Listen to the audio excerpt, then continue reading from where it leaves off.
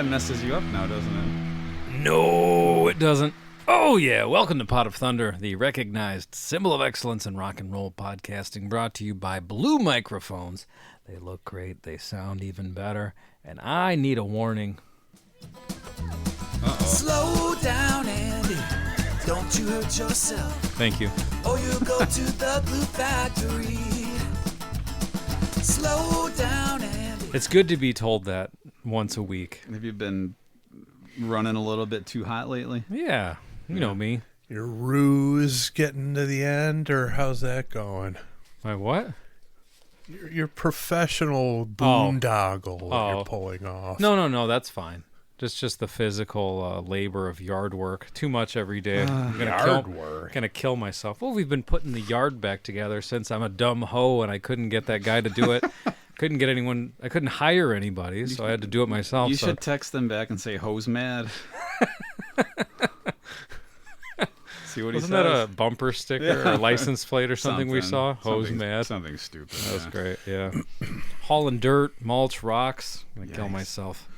But over there, the man who's going to live forever if he continues this lifestyle. Look at him. Just look at him. Like a tortoise. Exactly. Polka dancing his way across the podcast studio. A man who's never denied himself of any worldly pleasure. Nick Pollock's in the house. The authorities have tried to deny him of those things, but and then they say, you know what? Never mind. He's fine. He hasn't done it to himself. Just let him go. Let him do his thing. He's doing it. Nick Pollock's in the house. How's it going? It's going good. Well, man. you told us how it's going, I guess. Yeah. Why did I say that? It's good. It's good. I don't see any foil over No, there. I'm sorry. Ah! You know, it's the week after the This holiday. man has been. What's wrong with you, man? Yeah, You slipped. yeah, exactly. Yeah. This man has been slaving away at 2 jobs, and in his front yard or in his yards. Yeah. And you show up with nothing. Empty-handed. That's true. No foil. Well, I feel shame. You can just bring a leftover next time. It doesn't matter what. It doesn't even have to be a treat. I could have brought a leftover, but is that a thing I should do? Or bring a store-bought. Oh my! What? Anything. Hold the phone really. here. That's against the rules, I think. Anything's better than nothing. That's not only against the rules; it's personally offensive. So nothing is better. Yeah. All right. I guess so. That's the high road by comparison. Yeah. Maybe he's having trouble standing at the stove after that toe shortening surgery he had this week. He used to thrown off his balance. He used to use his second toe to balance, latch onto the stove. I don't fit the same way into my inside Crocs anymore. He just keeps falling. Poor guy. You have inside only I do. Crocs? Absolutely. Never wear them outside. I have one pair that I use to go out into the backyard, take out the trash and whatnot. Mm-hmm. Dog walking or whatever. No, not even never leave the spot by the back door. Oh, just right strictly there. for backyard, back of the house That's usage. Yeah. Okay. Practical. And they're, I realized this past week that they're splattered with urine from my piss breaks out behind the garage back there. So Are they white? No, black. But you just see little speckles on them? Yeah. The little shiny speckles? Yeah. Are you just going straight into a wall somewhere?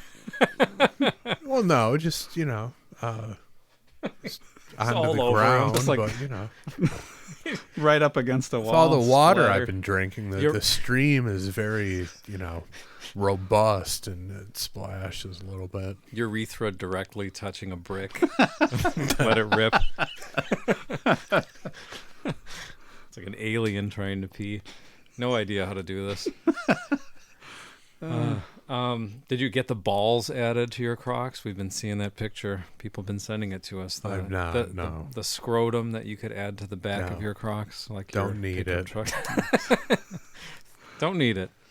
Well, that was a product that was bound to happen, I guess. Yeah. I feel like maybe we talked about that. Did we? Before it existed? Before it existed? I don't know, man. But It's possible, but it's news to me. Well, he's already talked. But you know what? You want him? We got him. I think we need a gunslinger. Somebody tough to tame this town. I think we need a gunslinger. And there'll be justice all around. Put your hands together for the breakout star of the podcast medium. Chris L. is in the house. I So, hope so. It's my house. It'd be weird if we were in here without you. so Andy, Well, yeah. Yeah. I mentioned something that you had mentioned to me to my wife, and then she wants details. So I figured I said I'll ask it. I'll ask it on the podcast. See, after the getting bum rushed about my alleged cargo pocket a couple summers ago, any mention of Nick's wife makes me nervous. So I mentioned to her how you went to Walmart and there was some nudity in the aisle. And she She had a lot of questions. she laughed really hard, but then a lot of questions. I said I don't know. I'll see what kind of details I can get. Okay. So here's what it was. I think I just sent you guys a message and said, man, sometimes you see some bizarre things or whatever at Walmart, which is not news to anyone. No. But it's real life. You really do. And in the checkout area, there was a woman whose breasts were completely exposed. Yeah. Both of them. Both of them. Shirt up to underneath the breasts, pulled down. And then she had her arms covering them. So I don't know if there was a shirt malfunction or if this person's just not all there and thought it's hot in here or something. But no bra, fully exposed breasts, arm across them, So there was and checking out, there was some level of self-awareness and covering up covering her nipples, but I mean it didn't. Yeah. I mean, Yeah, we There's- get it. We Yeah. get it. So what were the questions your wife had? Well, That was why it? did she, just the circumstances. yeah? Just- So she had some type of. I There couldn't are no tell. circumstances in Walmart surrounding It's a vacuum. weird behavior by people. I think the main question is: did she have no shirt at all? Was there a rip in a shirt and something popped out? It was. well, as was it if- one? Was it two? Now we know there were two. There were two. I don't know if it was a. I don't think that would have made any sense if it was like a tube top that she just pulled down and decided, I'm gonna let my boobs hang out but while I like do the Chris, self-checkout. like Chris said, Yeah. there doesn't have to be a rhyme or reason. No. Madness reigns at Walmart. Yes. Well, of Yeah. course it does. Yeah, but so I don't know if there was some kind of like strap, like a thin strap that there was a malfunction. Her shirt broke. You know that Which happens. could've- Sometimes Which you could go have to- happened, and you would think that in any other establishment, but considering Yeah. where you are, it's just she just decided to get topless. I think it was a little bit out of line for you to ask her to help you carry something though. Get the other end of this table, please. Yeah. Yeah, Yeah, that's it. Okay. Yeah. So we leave with more questions than answers, probably. Yeah, really, because 'cause- it doesn't make any sense. Yeah, I mean, if I would have overheard some kind of conversation or just been like, "Hey, are you okay?" I probably could have gotten an answer or a punch in the face or called a dumb hoe, whatever, yeah. some combination. Why even engage someone in I wouldn't. any sort Yeah. of But- discussion? But I'm just saying, we got no questions answered with our eyes. There was no closure on the situation as No. to what happened. So Well, the mind wonders what happened. Not really. Most people just chalk it up to you being in Walmart. That's it. I guess so. I guess that's real, huh? People of Walmart. yeah, That was a. It's I not. mean, is that still it's not limited to Walmart, of course, but it's certainly Where else have you seen that? well, not that, but just weirdness. Yeah, but you Just see. regrettable outfits and weirdness. Yeah. It's I'd say it's more prominent in Walmart than anywhere else, but it's certainly not limited to Walmart. I mean, you're not seeing it at Penny Mustard Furniture generally. So, No, probably not. Good point. Remember People of Walmart? Was that a website? It was Yeah. like Yeah. pre-social media, I think right? it still exists. But it It's was like gotta a blog where you would submit stuff. it was Yeah. right up to that, and neck and neck with Rate My Poo. Remember that? You know, unfortunately, I do remember it now that you said it. I had a friend who showed it to me. I'm like, I don't need to see this. I'm not going to click through pictures of people's turds when there's everything else to do. I haven't ran out of stuff to do yet. You would think that that's the last activity Dare I left. explore and see if that site still exists? Would that be a terrible idea to do or not? Well, you have to live with your phone afterwards, so that's your call. You know, I'm already going to get bombarded with penny mustard ads. So place is expensive. fuck, too. of course it is. But what kind of name is that? Well, there's some It's explanation. like three sides of the coin. Who calls their undertaking that? I mean, it makes no sense. Well, there is some explanation. Like when we were kids, we had to gather mustard seeds, and we'd get a penny for every bag. It sounds British to me. Yeah, it does. Penny farthing. Sounds fucking stupid to me. That's a dumb name. And they charge you a premium to shop there? I don't think so. Really? Yeah. Well, that's what Andy That's said. expensive, yeah. Get out. And I assumed it was probably like the Walter E. Smith, I would say so in that world. Give me the dump or Bob's Discount Furniture, Well, I ran to Aldi today, and in lieu of buying a couch, I bought a couple sets of air mattresses. Nick's making it work over Saw there. it in the sale paper, put it down, kissed my wife, said I'll be back. Surprised you even took time to do that. Just ran out of the house. Get out there. Well, Nick ran out of the house with his breasts exposed. So you... yeah. His tube top fell down. my pants fell down, and I was just covering myself with my hands. His basketball shorts went down around his ankles. Yeah. Instead of pulling them up, you just covered up your Put his hands over his balls. And that was it. So were you in need of air mattresses, or did you just like the deal? It was kind of both. It was something that occurred to me that we were looking for a couch for our area where if we get a tornado warning, we'd have somewhere to kind of comfortably sit while your house is torn off its foundation. Yeah, so I thought, well, in the meantime, these look like a good idea. Not that we're expecting any. So now that would be the other situation where you'd expect somebody to just be topless after their home is destroyed by a tornado. They just emerge from what was the basement. No top around the waist, arms folded over the breasts, and okay, that makes sense. My life is over. Yeah. No one's going to ask any questions either at that point. Tornado devastation in a Walmart is where you see these things happening. Yeah. Not at Penny Mustard. No, furniture. clearly not. I wonder what. Or at Aldi. You don't see it at Aldi.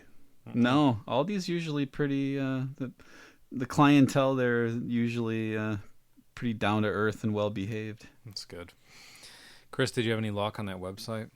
I haven't looked. I didn't get a verdict from you guys. Oh, if you should look or not? For the one time in my life, I was looking for direction from you two, and it didn't come. I can see if it exists. I just don't want to look at it. It upset me the one time I saw it. Well, I guess you could. My question is, do I want to type this into a browser and then get the, unleash, all the algorithms on myself that would come from punching up ratemypoo.com? I would vote no. All right, then just don't look it up.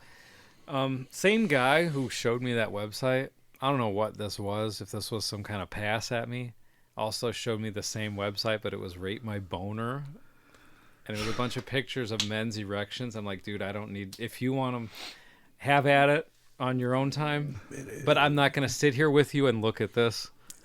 Some bizarre individuals. Don't name names, but was this a coworker? No, it was a friend 20 years ago. Okay. Yeah. When the internet was young. I'm like, yeah, okay. If that's what you like, or whatever, whether you find it funny or exciting or whatever it is, disgusting, I don't know what it, titillating to some. Exactly. I don't want to sit here with you and rate these boners. No. but Poo before is you bad enough, but you could conceivably find some humor in that.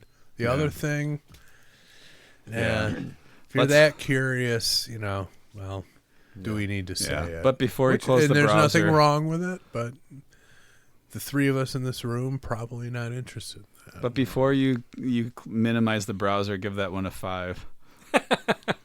Get out of here. Get out of my house, but quickly. But that's clearly a 5. Yeah, and I'm very going to leave a average. comment, too. It's a simple breathtaking or something. Or just express my disgust at their mediocrity. Well, is it a 5-star or is it a 5 of 5 10? out of I'm thinking 10. 5 of 10. Yeah.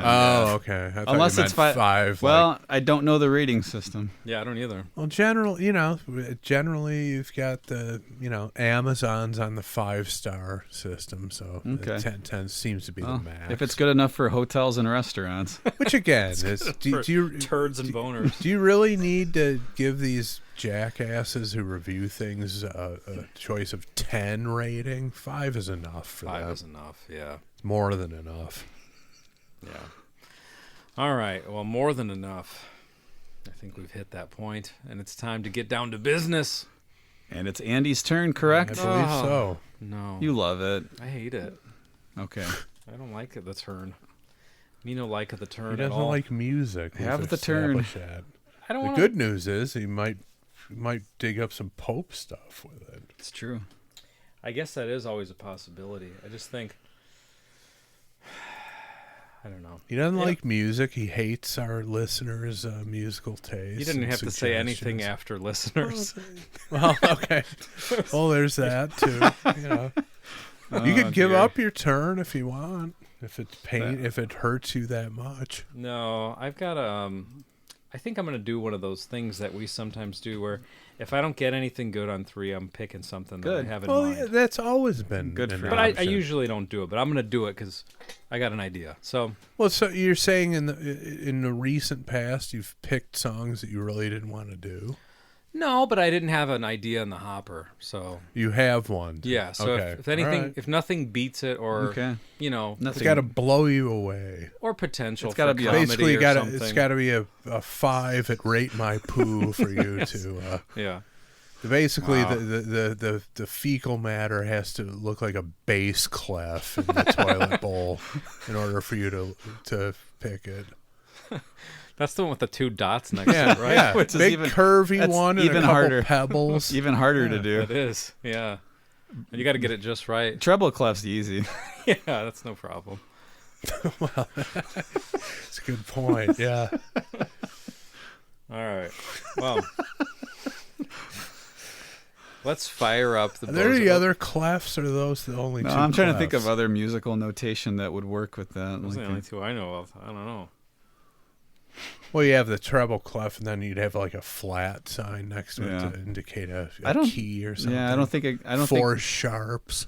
I don't think there's anything below or above the bass and treble clef. I think it just keeps going up. Those are the 2 clefs. Yeah, that's Yeah, all we've got. Yeah. All right. I mean, I guess a rest. You can kind Well, of. that's not a clef. Well, that's I a- know, but you can kind of make that shape. A square Well, turd. you could. Well, Or that or rectangle. the little. I don't know how you. Oh, that okay. Like a yeah. Yeah. Okay. All right. Anyway, do your thing. I'm poised to search. Now, remember, don't hit the theme song until I give you the signal. Until we know we have. Last time you were a little too quick on the draw, which I get. We were excited to play the theme song. Okay. I pulled the trigger because I just assumed there was stuff. Well, usually there is, but as we found, sometimes there isn't. Yeah. So Fair. All right, Nick, give me a poll. Stand by. Let's go over to the Bozo Pewter. stand by. Let's rate my poo. That'd be a good bozo game, huh? All right, I got number 4003. Okay, that negates the game, and That's no good, and No. it's getting bushwicked. Move along to the next trick. see, there's an extra criterion for Andy. If it's not in a year that makes Pope stuff possible, he's going to be less interested. That's in true it. too. That's true. I think that might apply in general across the board. Nick, give it to me.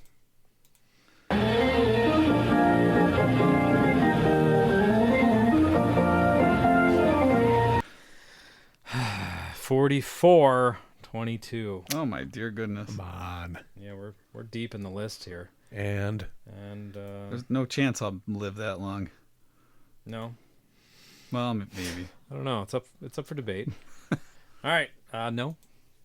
Move along to the next trick. We're moving quick here to get to the desired The result. Inevitable. Yeah, Nick, one more. Oh, carrying boxes of air mattresses all night. Now I gotta do this. Okay. We have the number 969. Okay. that's an interesting number. I will Very- see what it is. very Chris will likely. do some research on his end. We will see what happens here. Okay, I've got it pulled up. Let's see here. I'll double check just in case.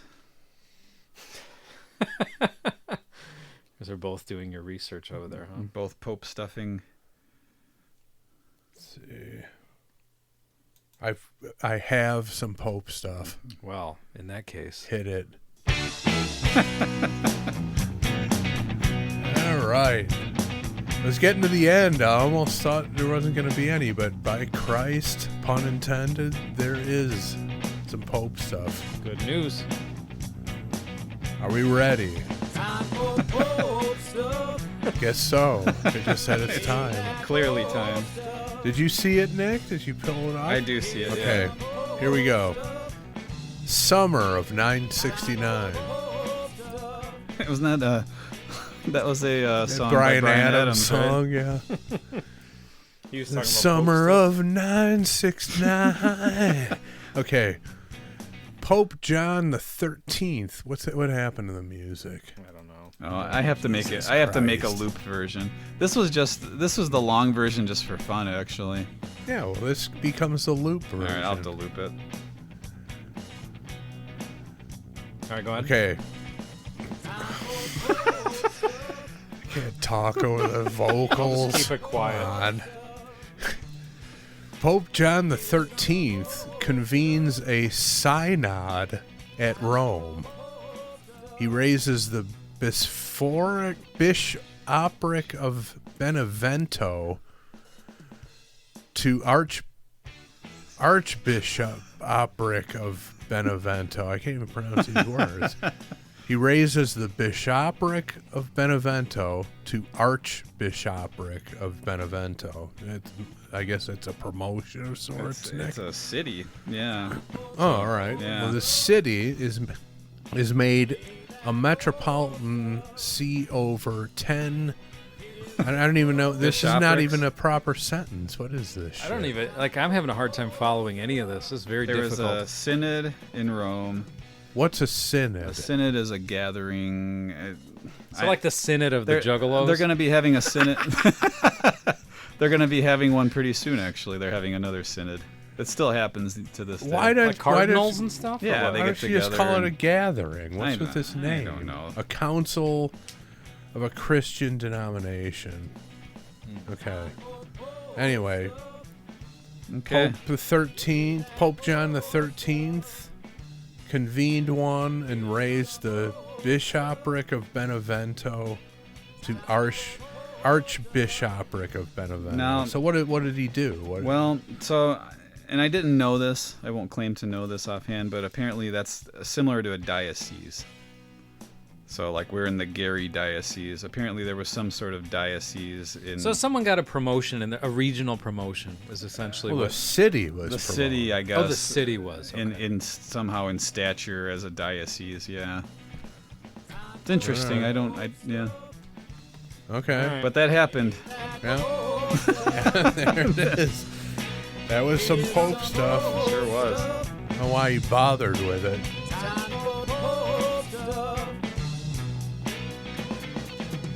Well, there it is. Yeah. All right. Well, We got some Pope stuff. So And? everybody's happy. And uh-oh. My goodness. Andy came in with intent here. He was going to do his song no matter what came up. So, which is fine. Not necessarily, but Well, you're lying at this point. if I told you the 3 that came up, you'd be like, "What the hell?" Send them over in text I will. throughout the episode. I will do I'll be that. the judge of that. Okay. I'll decide if you're lying or Okay, not. I will send them to you. So, had to real quick though, as I was clicking off of the page for 969 AD. Great name here. Apparently, this person was the Prince of Benevento.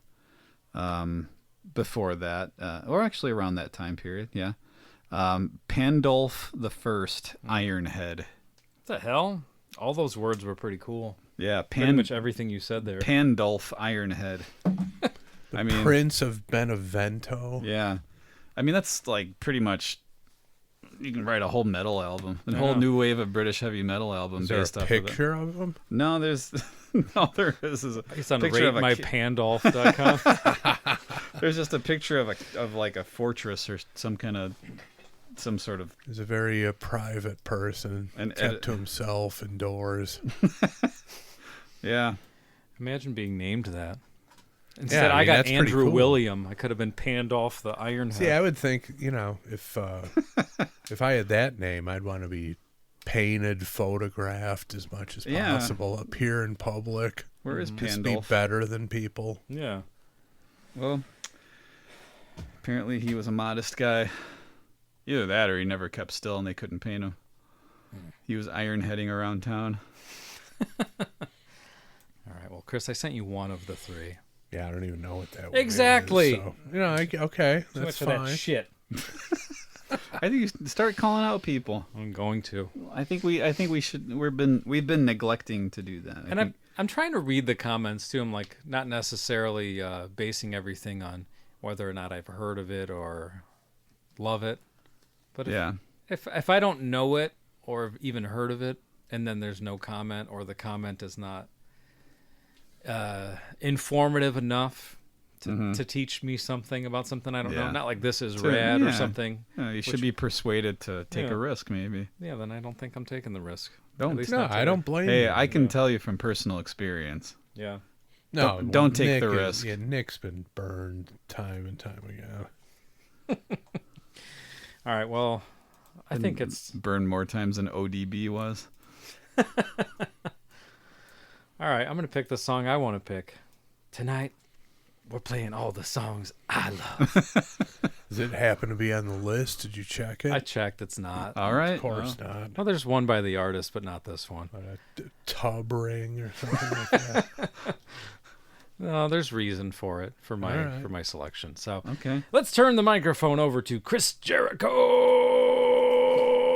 All right, Hamill. This one's called Packin 25. Off of Porno for Pyros. by the band. Porno for Pyros. All right. It's time. Yeah. It's a good time for this. There's know, been a lot yeah. of discussion. There's been a lot of discussion, and the direct significance is that they've gotten back together for the first time in 25 years, and they filled in for Jane's Addiction, When are you going to see them? and I'm going to see them July 29th at the Metro. All right.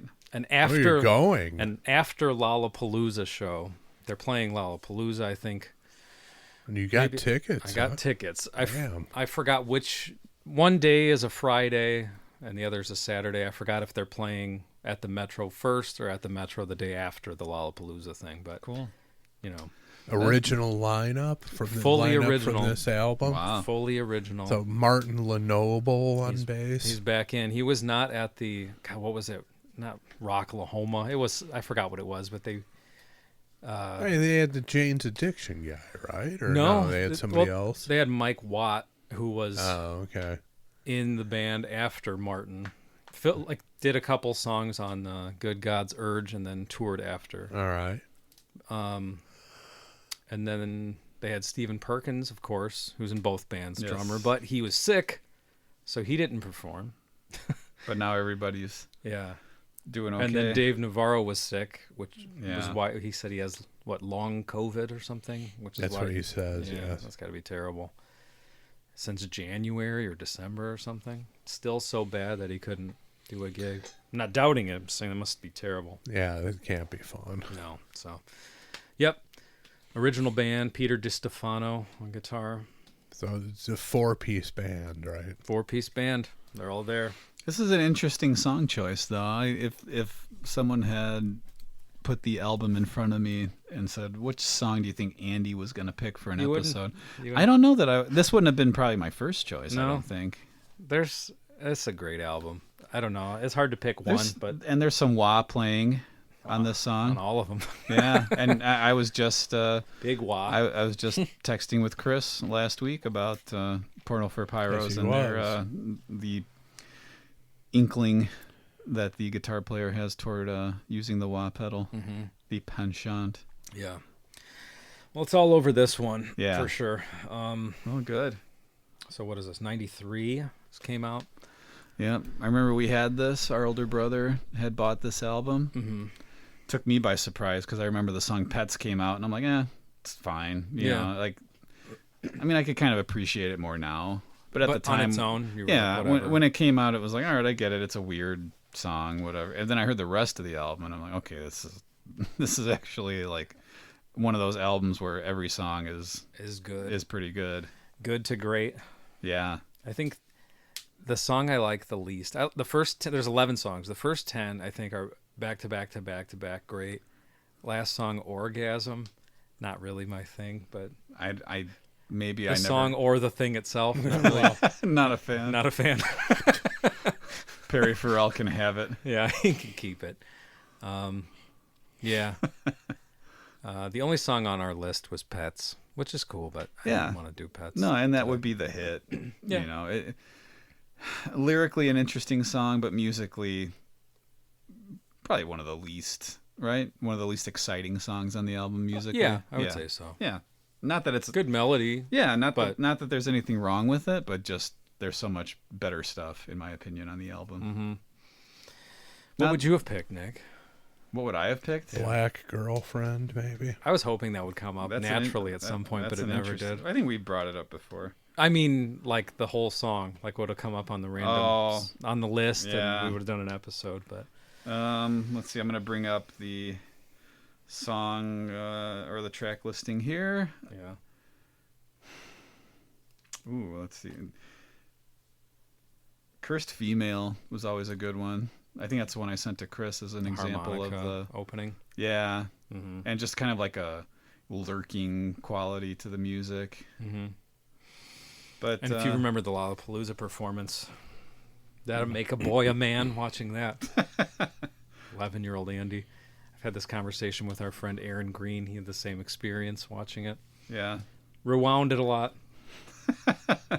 was that the Fire Eater woman? Yeah, and the whatever you recall that, not trapeze, whatever that rope swinging thing is that where someone's like spinning around upside down on a rope. Yeah. Yeah. Yeah, all that business. Chris, are you a fan of this album? I don't remember if you ever. I've never heard it. I've heard Pets, and that's it. Okay. So I did see Martin Lenoble as a member of the Cult, though, in 1999. That Oh, really? show at the House of Blues that I saw. So I've seen him perform. Okay. That's cool. I didn't realize he's married to Christina Applegate now. For the I last did not know that either. whatever, more than a decade, for many years. Really? Yeah. I didn't know that either. I had no idea, but I looked him up when this show was announced, and I was looking into it. Looked them up, looked to if it was going to be the original lineup or whatever, and I'll be damned. He's married to Kelly Bundy. Oh well. And that's cool. So, are you guys ready? Yeah. Yeah. All right. Now, just real quick, I wanted to see. Now, as far as how Perry Farrell bands go, I know there's tyrannical control, right? Right? Just short of tyrannical control. Perhaps even on that level. Allegedly. I've seen it in print. Yeah. Allegedly is yes, because clearly we don't know. But as far as the songwriting, I've never really known. Does he? I mean, to what extent is he an instrumentalist? To what extent is he actually writing the music for any of this? I think very little. I think he's I think he's saying yes, do that, no, do this, don't do that, and then he's writing all the lyrics and the melodies and stuff, and probably arranging everything. I'm sure he could, strum a guitar enough to kind of think of something, but I've never seen him play an instrument. And weird thing here is usually on Wikipedia, right above the track listing, it'll say something about Who wrote it? Doesn't say anything on this. Well, here's- at least not that I'm seeing. Here's the Porno for Pyros arrangement. Okay. All songs written by Porno for Pyros. Okay. So Right. like a Chili Peppers kind of thing. No. No. Porno for Pyros is Perry. So They all write it. they all write it. He gets 100% of it and then distributes it as he sees fit. That was the arrangement he had for these 2 albums that Yeah. they put out. Just Really? You know this for a fact? Yeah. And then I think Wow. for Jane's Addiction, he tried to get that going. I forgot what it was. He had like 70% or whatever of all the credits for Jane's Addiction, or he was going to walk before they recorded their first album, even though he didn't write Wow. that much of it. That's And then I don't know what that is. If it's gall, And what? I'm sure a lot of this is water under the bridge now, if these guys are all getting along and stuff. Yeah. But when these things were happening, those were the before the first album. Yeah. Nobody's heard of you. Yeah. And this is how you. I guess Well, that he was going to split. that works for some people. And then the thing with Porno for Pyros, I think it was like, well, we should probably figure this out. And he's like, well, if you get a lawyer, the band is done. So do you want to do this or not? Yeah. I'm like, okay. Now, again, that's all hearsay. Things that have been put in print and interviews and stuff that I've read, but by members of the band. So, A good chance it's authentic. yeah, but also, some of these things could have been said when you're pissed off at each other 30 years ago, and maybe you changed your tune or made it seem worse than it. Well, who knows? But I do know it's time to break down this song. So, Yeah. if you guys are ready, Yeah, it's exciting. let's have a quick commercial break. We'll be right back with Packin 25.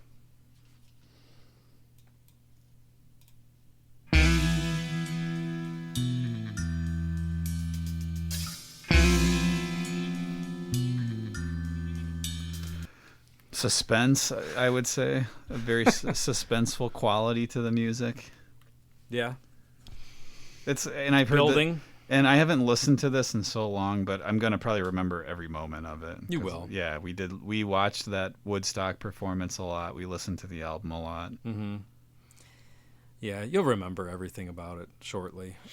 So what drew you to the album to begin with? The band name, the Jane's Addiction pedigree, No, it was Perry's just whole vibe? I think What Perry's was it? vibe. Here's what it was. We had the CD, and I'm sure that was because it was 93, so we had the CD, so it was on sometimes, and I liked it. I think I liked Perry's voice right away because within, 5 or 6 seconds of the album, he's already screaming, Yeah, and he has such an odd, unique voice. I was like, oh, that's cool. And the first line is, I've got the devil in me. So you're like, what the hell's going on here?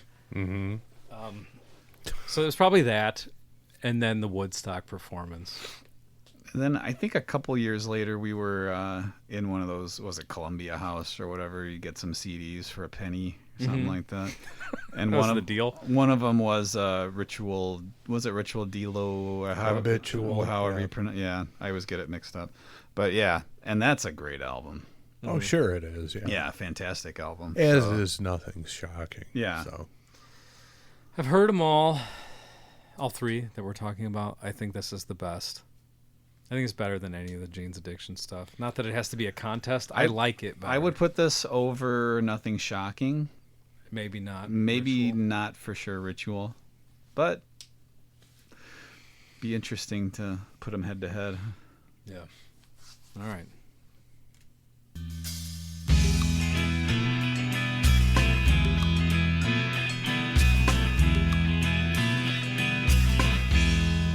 Remember on that Woodstock performance, he's got that weird, I don't even know what it is. It looks like some kind of, like it's a percussion instrument, but it almost looks like a vase or a lamp or something with like beads that he Yeah. pulls and it goes that noise. yeah, I can picture it. I don't know what they call that. Yeah.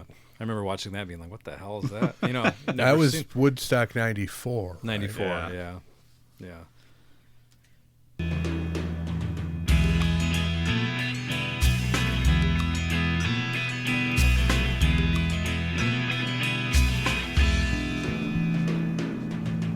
Yesterday morning I went out for a cup of coffee, shaking me I combed my hair. A man who don't know me said something to my back. I stopped, turned around and faced it. Okay. Before Paint a picture here. Yep. Bizarre double tracking. There's a lot of it on here. It's almost sort of, all of it. It's sort of harmony, sort of not. Mm-hmm. He's sort of enunciating it, but then sort of not at the same time. Like it's a dramatic. I don't know. It's a dramatic performance as far as the the delivery of the vocals go. It's almost Well, a musical. isn't all of this stuff double tracked to a certain extent? I've Yeah, never I really guess so. analyzed it very quickly. Yeah. But this is just a strange double tracking because he's sort of harmonizing. The timing is off on some of it. But the Kim Wilson Yeah, approach, a little if you bit. will. I want to say, if I remember correctly, it's produced by someone, but he gave himself vocal production credit. It's like vocals produced by Perry Farrell. He just invented Yeah. the job Yeah, of I mean, a vocal producer. I mean, for what himself. an egomaniac this guy is, you know. The financial arrangement and then that. I mean, Yeah. Yeah, Jesus. it'd be hard to argue that just based on the information that Andy has brought. It'd be tough to argue against. But, you know, on stage, he's, you know, between slugs out of a bottle of red wine, he's working that, you know, rack gear over, you know, right there on stage. So, you know, yeah, he's into it, and I get that, but I don't know. The guy's a little over the top with that egomania, which you want that in your front man to a certain extent, and he's a legend, obviously. But that's a little much. I mean, what I'm trying to think of what would be next that he would commandeer. It'll come to me at some point, but Maybe there was a bump in pay for that. could be. Who knows? That's like when you watch some series and you're like, oh, produced by... Suddenly, like in season 6, yes, produced by Bryan Cranston now. Every actor Yeah, is executive an executive producer. producer. Yes. That's when they get their pay bumps. Yeah, there you go. Yeah. You might be onto something.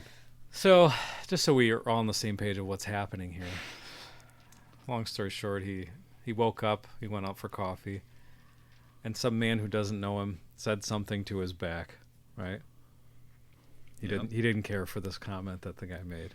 Said this to him from behind him. Yes. Okay.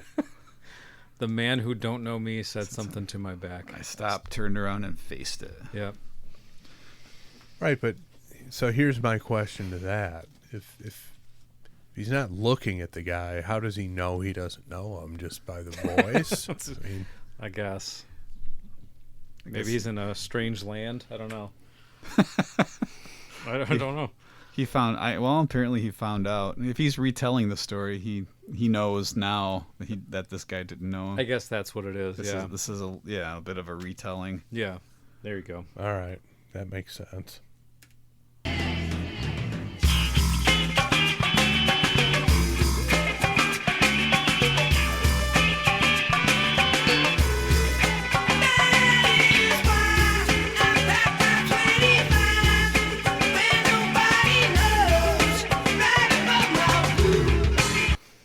Still love that line. Right above my boot. Right above my boot. So specific. I can't make out any of the lyrics. Yeah. You're gonna have to. Oh, okay. He said, "That is why I pack my 25 where nobody knows, right above my boot." He's carrying a pistol, is what he's saying, Well, right, in yes. case you weren't sure. So he's carrying a pistol so he could just wheel around at anybody who says anything to him from behind and just cap that person. Exactly correct. Oh, interesting. Yep.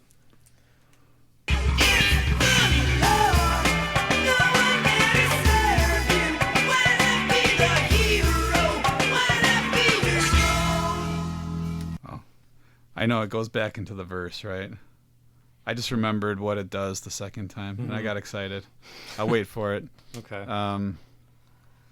Yeah, so it's just kind of, he's just telling a story. Musically, I could see why there's cross-pollination with the Chili Peppers and the Jane's Addiction camp. Makes perfect sense why Flea would have been in Jane's Addiction and Navarro in the Chili Peppers. If you got a guy in one band, he could handle the music in the other. Yeah, there's a lot of similarity. Didn't Flea play? Well, maybe it was just a tour of Porno for Pyros too. I feel like I don't remember. I know he played with Jane's Addiction, but he definitely did Jane's Addiction. Yeah, but yeah, I think he might have. No, he did. What was that song called? The Howard Stern soundtrack song. They had that one song. I think he played on that. Oh wow, And Hard Charger, and maybe he performed it on like Leno or Letterman or something. All right, that could be then. That's Porno for Pyros. Yeah, or Jane's that's Addiction? Porno for Pyros. That's a good song. I got to listen to that one. Yeah. Okay. Well, I'm not. Let's see. Let me just quickly read. And then there's the dynamic, which is so indicative of the '90s. The kicking it up and then taking it back down and then kicking it up again. Did we miss any lyrics? We did. You're gonna have to tell me all of them. I can't understand this guy. All right. It's Never could really. So after he said he keeps this 25 right above his boot, he said, "It's the law. No one there to serve you. Why not be the hero? Why not be your own?" So there you Can't go. question it because I don't understand what he's talking about. So why not? I Sure, always why thought that meant like there's no cops around or anything. He's protecting himself, I guess. That's his mentality. It's a vigilanteism sort of. Yeah, I mean, thing. and now it's just. You think he truly, that's who he is, or is he living? Is he playing a character in the song? Is he? You have any idea what his stance on guns is? I think. Man. Yeah, I want to say that Peter. How autobiographical is Perry Farrell? I want to say Peter. lyrically? Peter was the one who would always pack a gun with him. One of the guys would always pack heat, so that might be about Peter, the guitar player. Yeah, because with someone as out there as Perry Farrell, you really have no idea. Yeah. No idea It's a where valid he's question. coming from. Yeah. Mm-hmm. Yeah. So what else was I going to think of or going to ask? I lost it.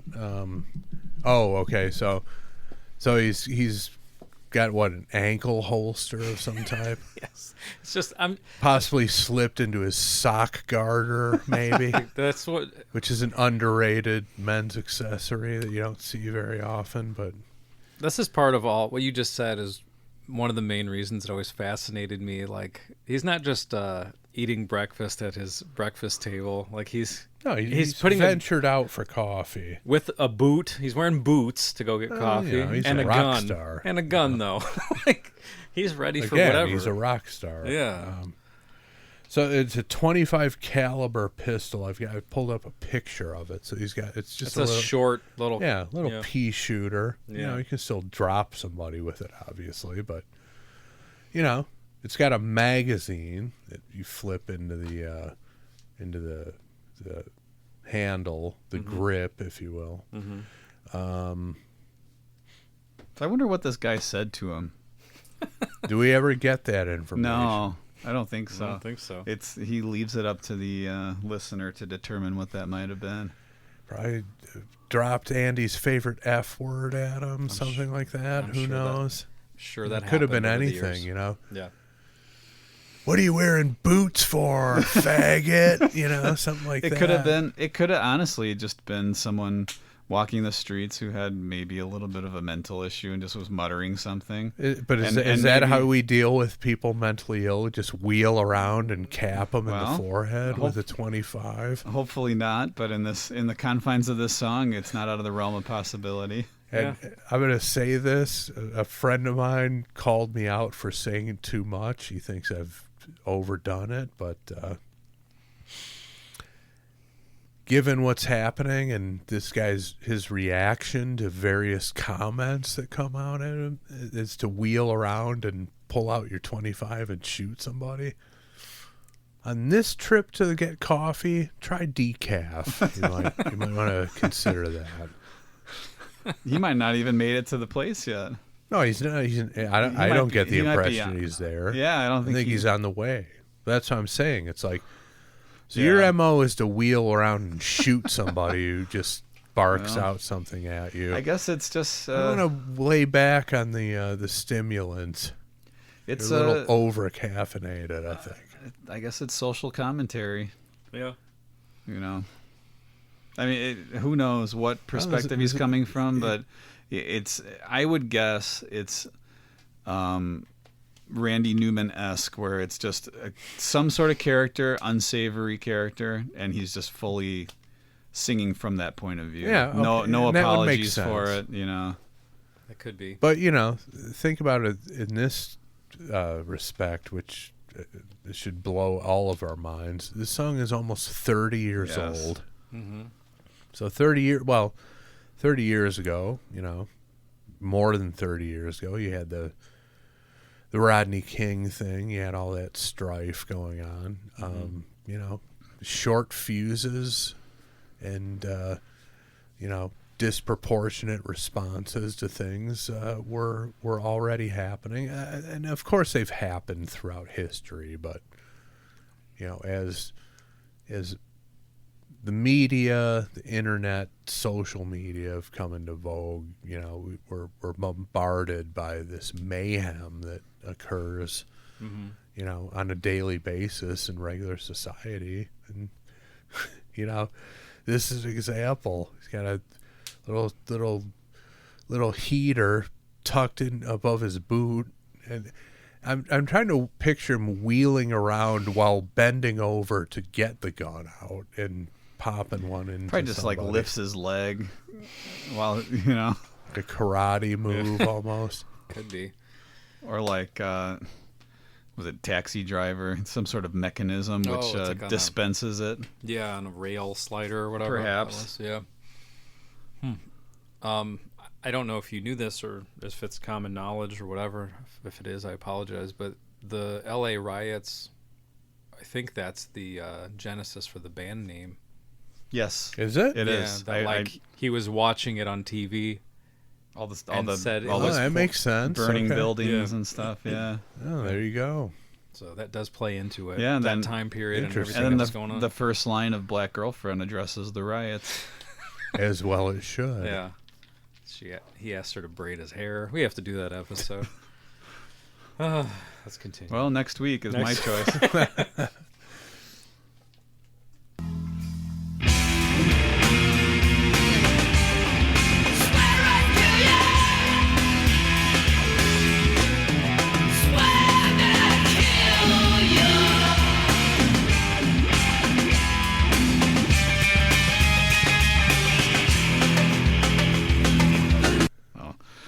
Yeah, that kicked it up significantly, I would say. Mm-hmm. I mean, really just a cool song. Mm-hmm. Very cool song. And there is the hurdle of trying to wrap your head around the subject matter and where it's coming from. Yeah. But just, like, say that this was a Pantera song. You could have had the same lyrics. Yeah. It could have been a Pantera song. That's true. And I don't know. I just think as far as like storytelling, the dynamics of the music and everything, really just whatever Perry Farrell is in control of, he does a good job. And I don't know what he's been up to in the last. Wow, I don't know.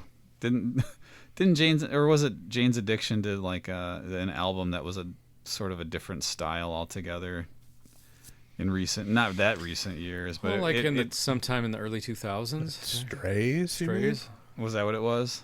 Yeah. A couple songs I heard off that were more commercial sounding than I recall them ever sounding before. But I thought there was a totally different sort of vibe and something that he had done in the last decade or so. He's had a couple of other bands. Yeah. Like he's had I can't remember. I can't keep track of it, but yeah, nobody can. Not even him. What's this? There's some Heaven Orchestra or something. I forgot what it's called. I'll have to look it up. I can't remember. And nobody in the orchestra got paid equally either. So there was Satellite Party.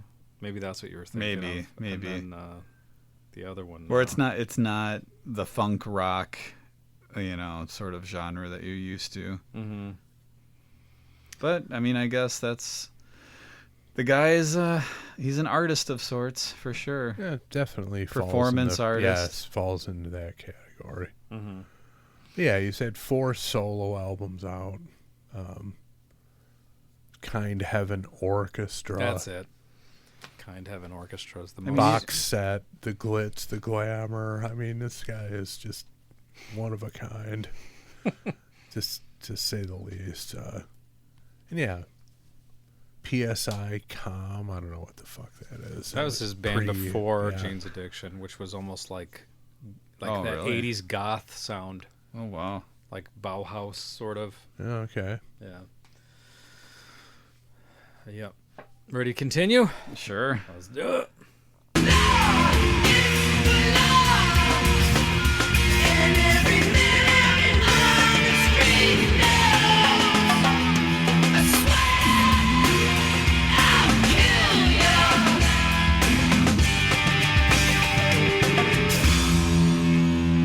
Man, what a great band. I was just listening to each instrument. I was focusing in on each one and then kind of switching around. Yeah. It's great. It's great. Drumming is great. Bass playing is great. Guitar playing is great. It's a really, the combination of the three, what the three are doing is just, it works really well together. It does. Stephen Really- Perkins is great. Yeah, really great. Oh yeah, band. I mean that's a given right Yeah. there. It's cool because, I mean, even on the Jane's Addiction stuff, he kind of did whatever he wanted. It was some unorthodox drum beats, but I feel like there are no restrictions whatsoever. There's no on drum this. producer credit, Yeah, exactly. If there was, it would be himself. He's just doing so whatever that's he not wants. going to happen. Yeah. No. So yeah, anyway, he said, I swear I'll kill ya. Swear that I'll kill ya. It's the law, and every man out on the street knows. So that's it. So apparently that means don't Just, talk trash to a stranger if this you're a is- man of the street. Yeah.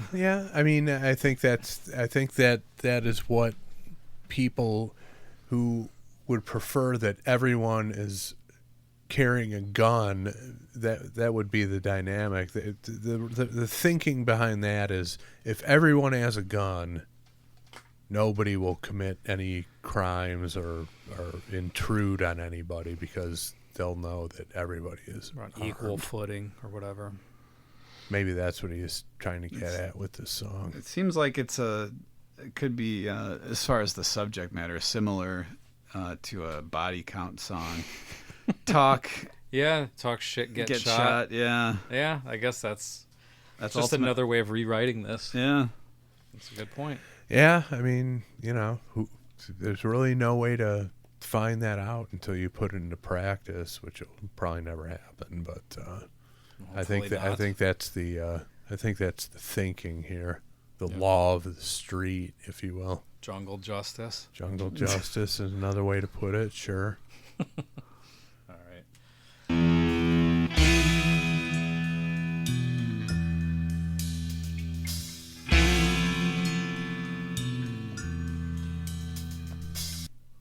So you're what, 10 years old listening to this? Yeah. Yep. See, I think if I was Mrs. Jones, Jerry Jones, it's his birthday today, by the way, isn't it? Sure We're is. recording. it sure is. Hey, happy birthday, Mr. Jones. Mm-hmm. He probably wasn't paying attention to your nonsense, and I wouldn't blame him at that point. But Definitely wasn't. if I was Mrs. Jones and, I heard this coming out of my 10-year-old's bedroom, I'd be more concerned about this than what my mom heard coming out of mine, which was Take Me and Making Love and whatnot from Kiss. So this is weird music. This is not, this is not easily digestible music. And then you have this kind of shrieky double-tracked vocalist saying "kill you." I mean, this surprises me that that a 10-year-old. It surprises me and also concerns me that a 10-year-old would be into this stuff. Well, it was between this and Body Count, the rotation. And my dad would poke his head in pretty frequently in the bedroom while I was working on my homework or something and listening to music. Mm-hmm. It would be this. Who knows? I might have had to turn down Sir Psycho Sexy a few times. when he came in. Who knows what other kind of songs were on some of the albums? But probably out of your embarrassment. He probably didn't say, "Hey, I was listening to what this guy's saying." Well, no, no. But he'd pop his head in, so it was, there was potential. Yeah. Definitely. I'd be like, what is this? Yeah.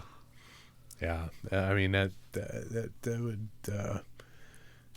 this is music, again, coming out of your kid's bedroom that a lot of parents would have an issue with, I think. Yeah.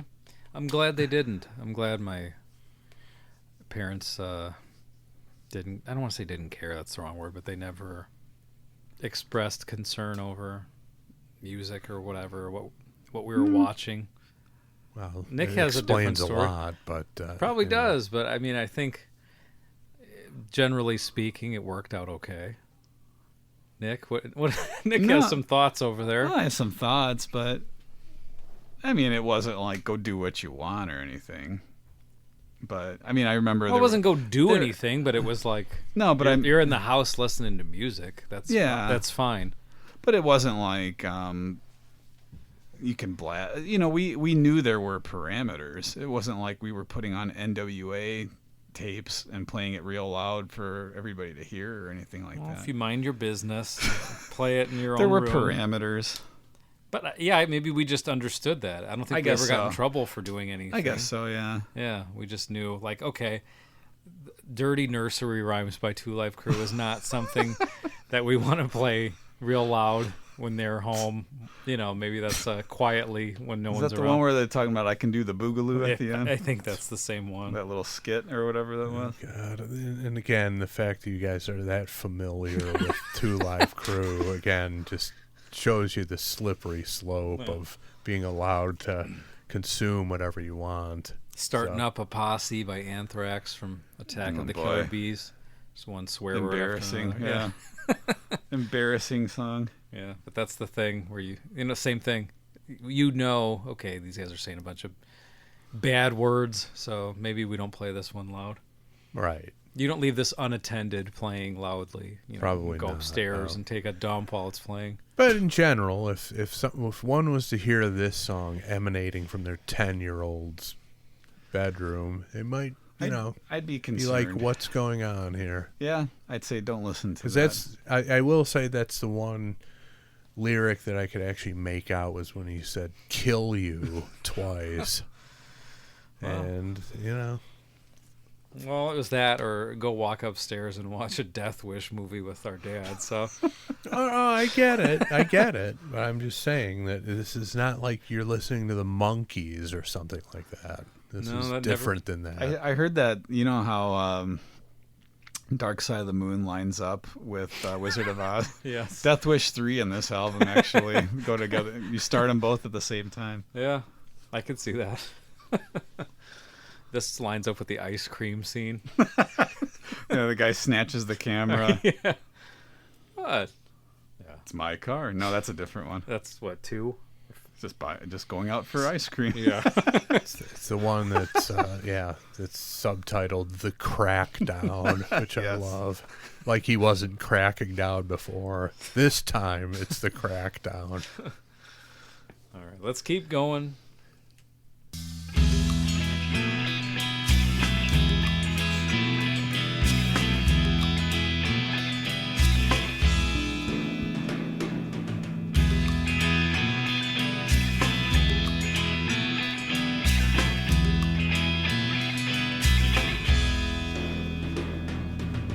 Sorry, it made me another movie that this makes me think of, and it's around the same time. A lot of the same social issues are addressed in it as Falling Down. Yeah, I was going to mention that earlier. And they're similar vibe. Yeah. Somebody with a short fuse, just Exactly. Yeah. It doesn't take much to set this individual off. Or it could just be the day that everything came tumbling down on this person and they snapped. Yeah, well, which is the movie. Yeah, right. Yeah, falling down.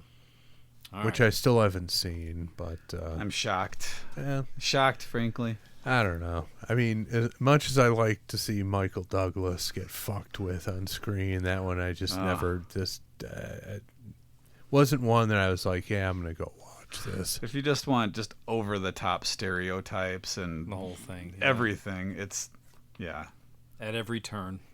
Yeah, just it's one of those movies where it's extremes. Mm-hmm. Every type of extreme is what happens. What year did that come out? Do you remember? I think around this time, 94 maybe. That same time. Yeah. You know, kind of.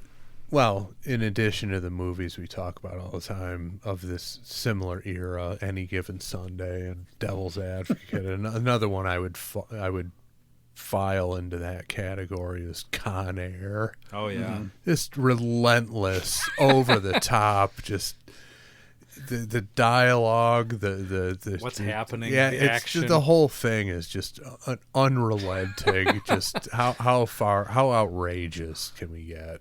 And just that could be like the most guy movie of all time. And I don't mean that it's great. I just mean that it's like. So it's like such a guy ridiculous fantasy of just one nonsensical thing after another of these guys with their heist and they're in jail and just like all this bullshit. That might be the one movie in the history of cinema that has zero subtlety in it. There's nothing subtle, and it's on TV all the time. Yeah, still, of course it is. Yeah. All right, let's keep going. I dreamed of yesterday, the one that make a man feel with the gun up to his face. Again, another shriek coming out of the 10-year-old's bedroom. It's like, yeah, I think maybe I should go in there and shut this shit off. Put the gun up to his head, huh? Well, he said, he said, I dreamt all yesterday how I might make a man feel with a gun up to his face. Yeah. I mean, it's some strong social commentary, but that's one way to put it. I don't think not readily apparent. I wouldn't think it's coming from a place of I do this. Perry Farrell would do this. But first of all, is it Farrell or Farrell? I think it's Does Farrell. it matter? I think it's like Will Ferrell, I think. Okay, whatever. Anyway, I say it how I want. Nick does what he... Again, what did I say at the beginning of the show? Nick does what he wants. Well, has anybody doubted that in 9 years? Never. I mean, anyway, we know this because we're familiar with Perry Farrell. We know what he's about, and we can give him that benefit of the doubt. I'm talking about the unsuspecting parent who wanders past the 10-year-old's bedroom and happens to hear this lyric and be able to ascertain what the person is saying. How is that door not kicked open? the CD, cassette, whatever it is, pulled out of the player and thrown out the window. And I'm not saying specific. I'm just saying in general. Yeah. It's the whole dynamic of a 10-year-old listening to It's this. an alarming lyric. It is.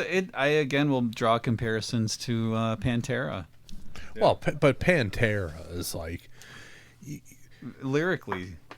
Well, right, but Pantera, the presentation of Pantera is so pummeling and heavy that you almost expect that. This is like but there's delicate music, quiet sections. Mm-hmm. You don't necessarily expect this kind of subject matter in this sonic landscape going on. But there's plenty of weirdness in the delivery of a Pantera lyric at times. Well, of course there is, but the music is just so, hard hitting and stuff that, I don't know, it seems to fit more than this.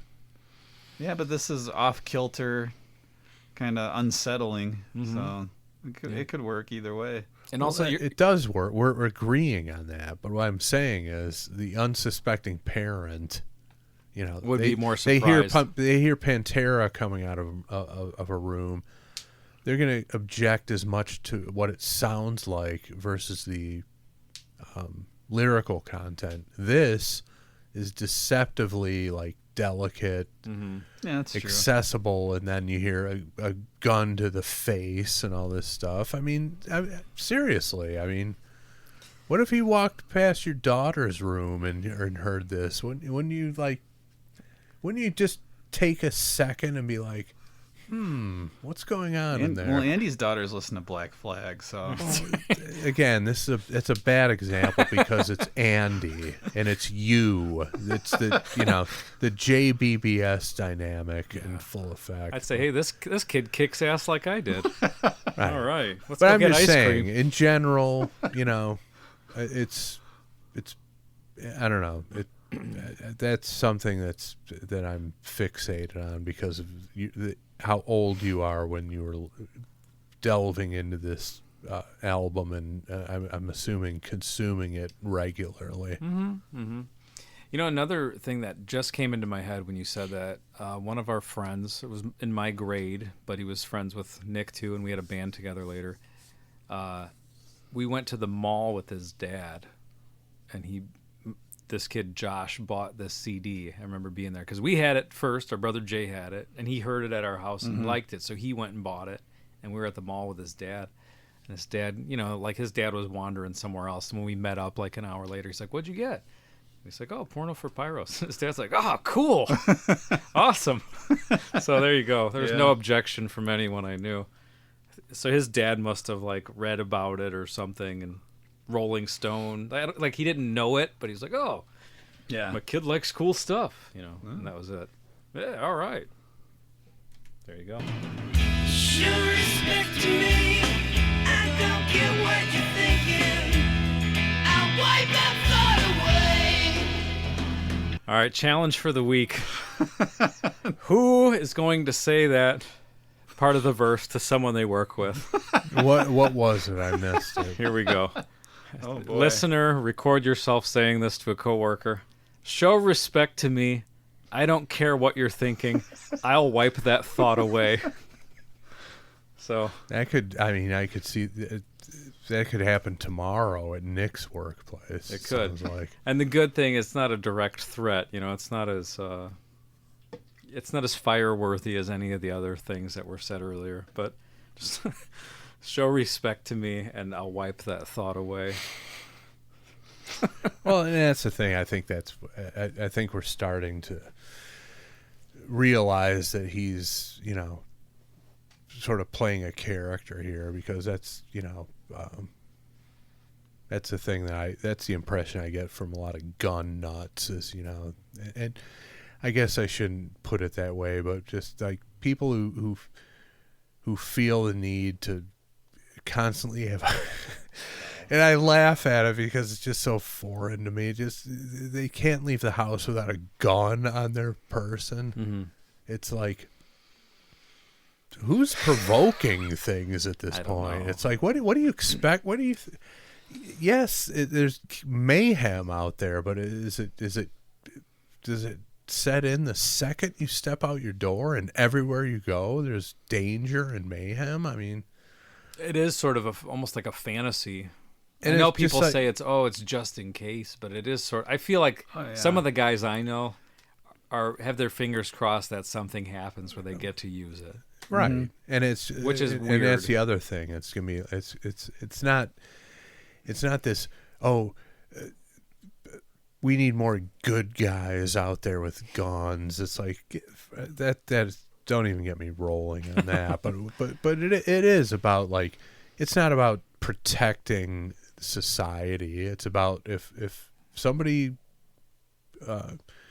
disrespects me or tries to commit a crime against me, I'm going to show them who's boss. Yeah. That's the attitude. It's not. It's there's vigilante stuff. Like, but Nick there's said. there's no pie in the sky attitude of I'm protecting my neighbor here. You're just like, nobody's going to fuck with me because I have a gun on me, and if they do fuck with me, they're going to taste the brunt of my power over them. And that now it's becoming clear to me that Perry is sort of tapping into that mindset, which I don't necessarily believe is a mindset he has. I could be wrong. I doubt obviously don't know him at all, but I think he's trying to tap because just his whole aura and his attitude is just like he just doesn't seem to be like an advocate of that knuckle dragging attitude of like, No, I you don't fuck think with so. me, I'm gonna blow you away. And I think he's just trying to tap into that mindset here and expose it for the ridiculous thing that it is. I'm looking at all these lyrics as a whole, and I think maybe did we get something kind of wrong here, because he's almost, it's like it's like the fantasy thing. I don't think he actually did anything. I think he's saying like, I carry a gun. I told this guy I'll kill him. And then later he thought about it all day, what it felt like to point a gun at this guy, and like, I mean, it could be linked to the name of the band. Where Yeah. there's some sort of violent altercation. There's maybe some sort of there's some sort of pleasure, some sort of excitement, Perverse violence, arousal of some sort. Yeah, and I think a lot of people, especially with recent events, I think a lot of people stop and think. It's like, what the fuck goes through somebody's mind when they're about to and in the midst of committing this sort of act? And I think that's probably what he's trying to do there. yeah.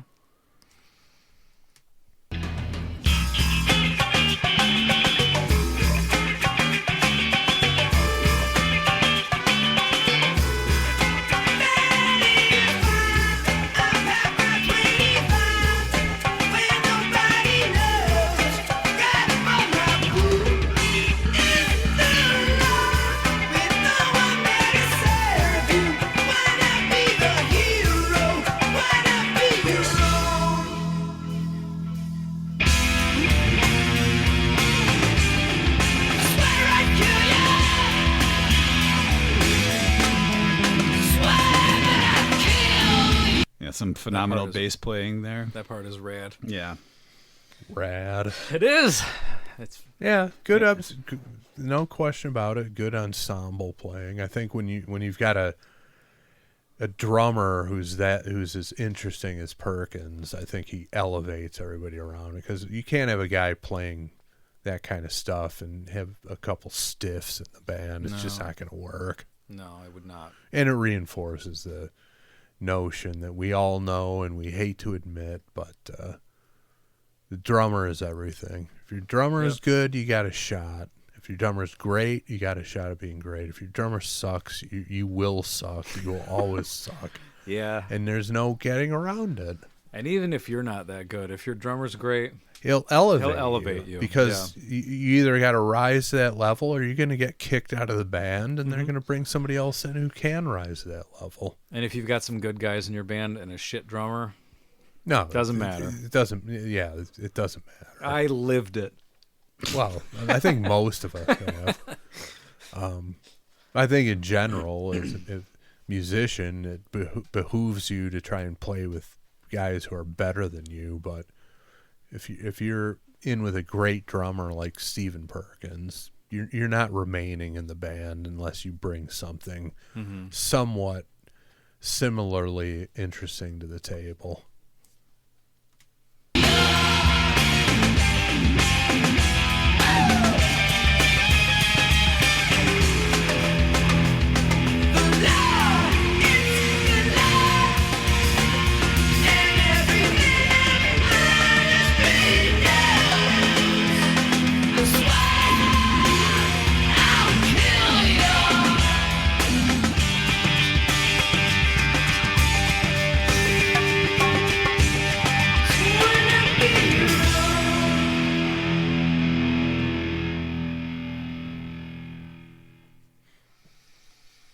That's gonna do it. What were the remaining lyrics? Anything new, or was he repeating? It was just repeating, repeating the same stuff, but ended on the "Why not be the hero" line. Well, and that again, I've as we were listening to the song, I'm convinced that he's trying to tap into that. And forgive me, those of you who take offense to this term, but it's just what's coming to mind. I'm using it to illustrate the mindset, the gun nut mentality, which frankly I can't relate to. You know, I've never owned a gun, never fired a gun. I have no interest in doing either. I'm also not scared shitless every time I step outside my house that somebody's going to fucking commit a crime against me. Doesn't mean it can't happen. Yeah. But it's not the first thought you have when you grab your keys and grab your gun. Keys, phone, gun, not necessarily in that order. You know, it's so foreign to me, and I'm so not interested in that. And there are some people I tell that to, and they can't believe it. Like, you never owned a gun, you never fired a gun, you don't have a gun in your house. I shouldn't be revealing this to the world because Andy and I are here, so who's gonna really who's gonna really take it on? Nobody. I have a gang of chihuahuas that'll step in as well, but I just don't. My wife and I were talking about this because she has a friend who is of that mindset. I'm just like, maybe we should vote. I don't know if I want to go to that rabbit hole, especially after what I largely pulled with the July 4th episode. I think I just don't get it. It's like it's rooted in fear. It's like you're that fucking afraid that every time you step out of the house, some sort of crime is going to be committed in your orbit. I mean, I know the world's going crazy, but if that's how you feel, I mean, how do you it's just, that's a miserable existence right there. I mean, it could be like when I think of this song or this album, I think of it coming from like hot California summer, lots of street violence, lots of street gangs. Well, and in the wake of the Rodney King thing, just lots massive tension everywhere. Yeah, and I mean, and I think the guys in the band participated in it. I think that was a story I read too at some point. Like, so we had like what? We're like, hey, there's this looting going on. Let's go do it. So they went. Really? Yeah. But as far as like material goes, there's like Sublime. Yeah. Had a song about it. Yeah, and same Porno thing. for Pyros seemed to be, centered around it too. It's just a weird, perverse. I mean, we had plenty of it in the last couple of years too. It's not like something that's. Oh yeah, that's where Nick got his air mattresses. threw a cinder block through the Aldi window.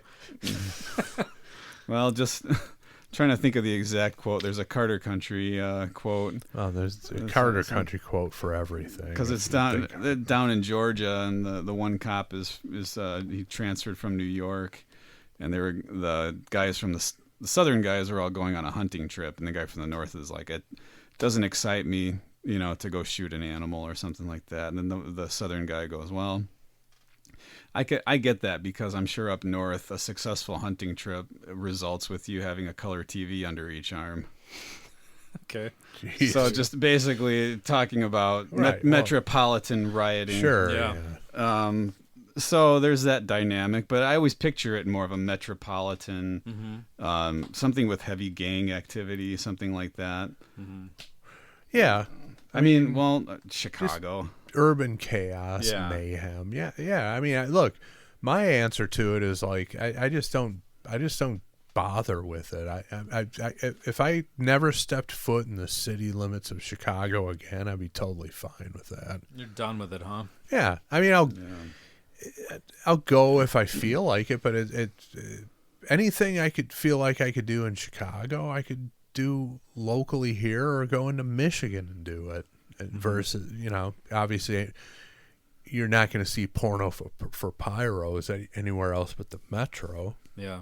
So you got to do that. But like restaurants or shopping or any of that stuff, fuck the city. I'm starting to come around to that more and more. I think is that an age thing, or is it just I think it's a combination. Yeah.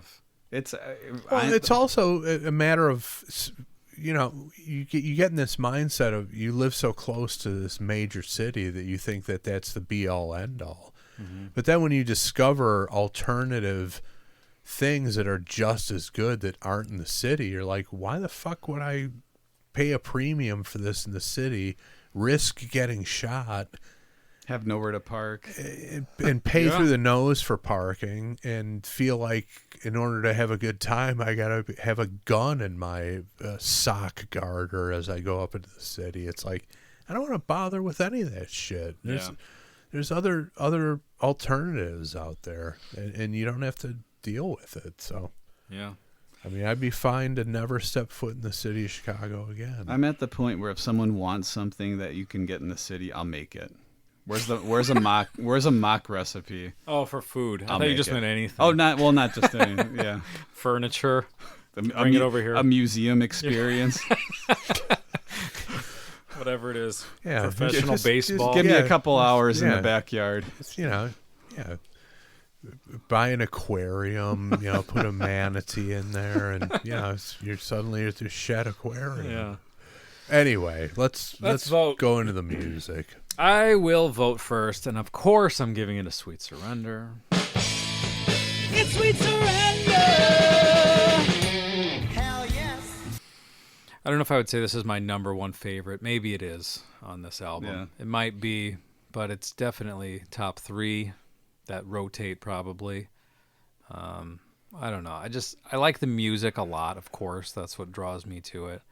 But the performance of Perry and just like, I don't know, maybe I am into the like almost dramatic telling of this, he's like taking on this character, and like you said, the dynamics of the song matched the lyrics to an extent where it's kind of quiet and it's contemplative, of the time, as you would say. But then, it's sort of chaotic when he's starting to threaten this. But even during the quieter passages, there's a bit of eeriness, a percolating tension. Yeah. It's exactly what we were talking about. It's just every, in the wake of the LA riots and all that stuff. And the other thing I was going to mention was like probably when I was 10 years old, I was out in the summer at my cousin's visiting him in Long Island. That was the summer of Sam. So the son of Sam was terrorizing Manhattan. And that was also the summer they had that blackout. So there was like mayhem and looting and all that stuff. And I was seeing all this on the news, and you the tension is palpable, but that didn't make me ever want to just be like, in order for me to live my life, I need to have a gun on me at all times. That has never entered my thinking ever in my entire life. Yeah.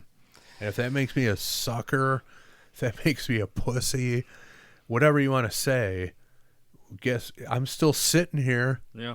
I'm not dead yet. I don't know. I'm not that afraid, and I'll piss off the gun advocates, but you go to the root of that, you're afraid, and that's all. That's all there is to it. Yeah, I'm with you. I've never owned a gun or shot a gun, and at this point, I don't think I will. I don't see a reason to be like, you know what? Let's go to the range. Try popping off a few rounds. And I can appreciate the visceral appeal of that, just the feeling, the power, and the capability of that much destruction right there in your hands. But I feel that every time I walk to the urinal. Thus the splash all over my Crocs out there, Andy's splash is through the wall. Exactly. It's on the other side. There's splatters on the other side of the garage. I don't know what to tell you. What happened? Yeah. Who wants to vote next? I'll go next. That's fine. A big Sweet Surrender from me. It's Sweet Surrender. Hell yes. Yeah, this is a great choice. One of those that's it kind of gives you a taste of what the album is about. From a lyric. Well, not every song is about something like this, but just the mood of it and the dynamics musically. It's a good sampler. More than a sampler, very good example. Standout track for sure. Musically, just we talked about it. Just all three of the musicians in it. Well, instrumentalists. Yeah. Tremendous. Perry Farrell's got and I'm going to call him. I'm going to say it how I want to say it. Come at fine. me. Maybe that's what the guy said that made him turn around. Yeah, it's Perry Farrell. Yeah. Well, that's like if someone says get in the van to Henry Rollins, he basically has to confront them. He's had enough. Yeah. He doesn't want to hear it anymore. There you go. See, I don't know that he's pulled a piece on anybody, but I believe I've seen video of he can't help himself. Really? Yeah, he turns around and gets in people's faces. I don't know if he still does that, but I've seen that in the 90s. It could have been. He's more of a maniac. I've seen. There was one where he's being interviewed for a TV show in a record store, and there's like a cafe, and some lady says it to him, and he walks over, out of the interview, walks over to the lady, and confronts her. But this is a great song, a great performance art piece, and I don't know. This was a great album. I don't know if this band is actively going to do anything new. Second album was not as good. It was a little bit different. Tahitian Moon was a cool song though. Yeah. Hard Charger is a good song. I don't really remember anything else, but yeah, definitely worth looking into. Woodstock performance, weird. So if it's so good. If you don't want, I know, but if you don't want any sort of just weird, maybe disturbing imagery, you might want to not watch it. There's some like, what were they thinking moments, but like 2/3 of the way into it, it's just chaos. Yeah, but musically, clown. As far as music performance, clown with a knife, a straight razor, right? But that's what you expect. By that point, you should expect to see that, and from Perry Farrell and whoever he's just collaborating with. I just remembered something. I sent Nick that clip. This is probably like 2 or 3 years ago, but there was like a 10-second clip that I sent you from the Woodstock performance with like the clown and whatever Perry's doing. Like it's like panning between like three things or cutting between it. And Nick's like, this is probably what hell is like. Yeah. I mean, that's the thing. He's tapping into stuff that your vast majority of vanilla people never even crossed their mind. Yeah. But in watching it though, I always got the impression it's like, all right, this is just, I think, extreme for extreme's sake. Oh, sure. I don't know artistically that anything's being said by having this weird clown pretending to cut himself. I never understood the clown thing. No, it's just a disturbing imagery. That's all I can get from it. And I know we're talking about something that happened 30 years ago, but anytime there's like a clown that's evil, I'm like, that is so played out and corny. At this point, and it's absolutely meaningless. Yeah, you're not wrong. It's kind of like zombies. Yeah. I can't believe zombies are still popular. Is Walking Dead still on? Is it think still it like is. the #1 show in the universe? No, I don't think Okay, anybody but watches it But anymore. I was shocked when it came out. I never watched it, but I'm like, I thought zombies kind of had their day, and like they were cool. They were trendy for a while, and then there was a it's time still happening. Well, there was a time when I thought Batman had his day, and sure enough, that's not happening. It's just like people love that shit. That's another thing I can't relate to. It's like horror movies. Just so not interested in that. I grew up with Exorcist, Jaws, Friday the 13th movies, mildly entertained. Well, supremely entertained by Exorcist and Jaws, because that's another level of artistry. But when you go into like the Friday the 13th, the Halloweens, all that stuff, it's like this is mildly entertaining. Maybe I'll see some tits or something. But as far as like getting off on the gore and the violence, like, nah, not interested. Nah, I'd rather watch a comedy. Yeah. Or a Rambo movie, if that's what I'm in the mood for, is to see that kind of, gore. I'd rather see it in that context than, under the guise of a horror movie. I'd rather see it in an action context. Mm-hmm. Agreed.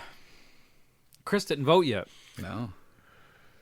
Not as enthusiastic as you guys, but definitely a sweet surrender for me. It's sweet surrender. Hell yes. I mean, Perry Farrell is another one who I believe deserves the distinction of American treasure. Yeah. I mean, what an absolute original from what I can tell. Yeah. Everybody's derivative of something. Everybody's inspired by somebody to become a musician or an artist. Everybody is drawn to it and they emulate people, but what an absolute original that guy is. I've told the story before, but when the Nothing Shocking cassette came across my desk at the college newspaper, compared to everything else that was coming around that time, I popped it in and it instantly was like, okay, there's something different going on here. This is way more legit. This is way more artistic. This has got way more of everything that's good about music. That was apparent to me within 2 minutes of listening to the first track on that album. And was the album cover one of those what the hell moments? Because like you said, you guys would just get tons of albums sent to you and you'd sort through them. For some reason they sent that to us on cassette. So it wasn't the full size vinyl. So it wasn't the cover art that drew me in. But something about it drew me in. It might have been the press sheet that was with it, the description of it. But I ended up listening to it, and instantly I was like, okay, this is different. This is better. All of that stuff. Never heard anything from these guys other than Pets, which I enjoyed. I think that's actually a great pop song. And I liked it. I like weird stuff. Maybe not as much as Andy does. Probably not the same weird stuff that Andy does. Not probably, definitely. But I like weird off-kilter stuff. This fits the bill. It was quality, well done, well executed. And the fact that I came around to the fact that I think he's, in my interpretation of the song and the lyrics, is that he's trying to tap into that mindset and explore that mindset, a mindset that he doesn't necessarily share himself. Added to my enjoyment of it. All right, well, 3 sweet surrenders, guys. All right, Hammond, I got a question for you. Paul Stanley needs to know. He's got to know. He's got a question. He was worried about a Live 3 at this point, but Yeah. also on his mind. Yeah, he needs to know if Packin 25 is the direction he should be going with the next Kiss. The next Kiss one. Well. Wants to know if it's a rock and roll boner classic as voted by the 3 rock and roll boners in this room. Has to be unanimous. Will it get that distinction?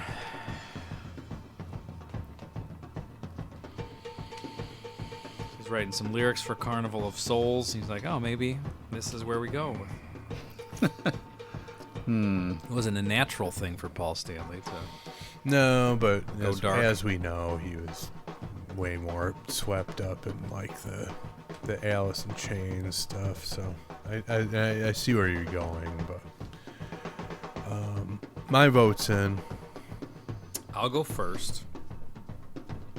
Then maybe Nick, then maybe Chris. Sure. Are your votes in? Yeah, mine's in. Alright, give me... I know my vote's in. Nick's vote is in. Just make sure I have all my bases covered here. Rock. Roll.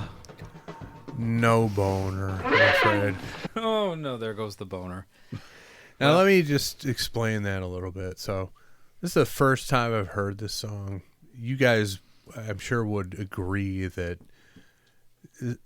Porno for Pyros music isn't the kind that just reaches out and it's not Bon Jovi music, let's put it that way. It just doesn't reach out and grab you, and maybe it does with you, but I think you'd agree that for most listeners, it's best that you explore it, absorb the music, consume it over and over again to appreciate it, and I think that's where I'm at.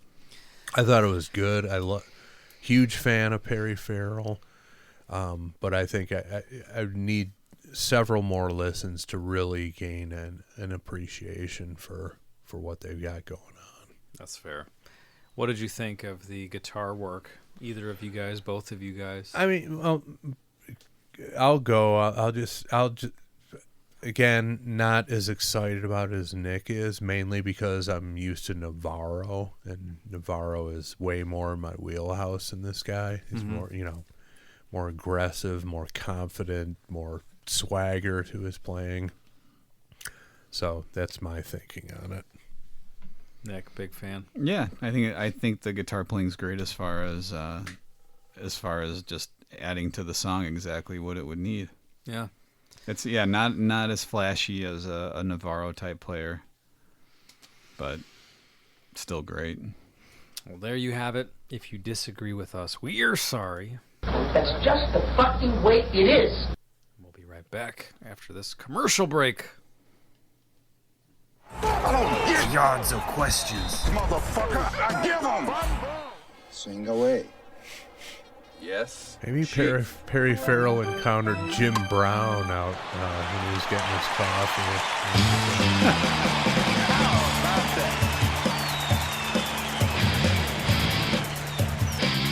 Could be the case. I feel like we haven't done one of these in a long time, but I think we did 2 weeks ago, right? I think so. Because we didn't... No, last week we had the game. We had the game, and then with Todd Kearns, we didn't do one. Oh, that's right. But did we have an episode in between? We did. It was Badlands. There you go. Sure we did it then. Yeah. Oh, dear. These are not good questions, you. A lot of these are very good. You just stumbled upon one that was not. This is, maybe that's good. How many new ones do you get every week? Like 2. Oh, well. 2, 3. We only need one, so.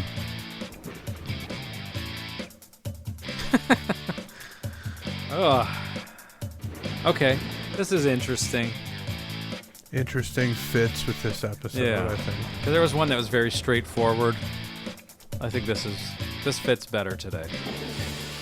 This one comes to us from Throbbin Hood. Oh boy. He's We had good. him already, huh? We've had him a couple times, yeah. Yeah. Or her. Hey, I don't know.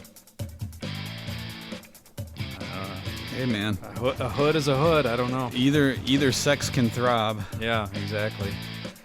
Put that on a shirt. Where that's a pierogi fest. With a hey man comma at the beginning, too. like you're ending an argument with this statement. You two, cut it out. Okay. Question 1. Favorite movie with a predominantly African American cast? Oh, man. Okay. Do I have to pick one? No. Because I've got a few that just popped into mind. Do whatever you want. You can tell us a couple. Well, Coming to America would probably be number 1. Yeah, it's a good one. Yeah, it's brilliant. Never saw the second one, at least not yet. It was pretty good. Was I it? saw it. It was all right. It was better than I was expecting. I thought it was going to be a complete disaster Yeah. so far after the first one. It was pretty good. Worth a watch. And then I'll bring up an honorable mention, one that I discovered a couple years ago. And it's got a long title, and I might get it a little bit mixed up. But from the 70s. It starred Billy D. Williams, James Earl Jones once again, and Richard Pryor was in it.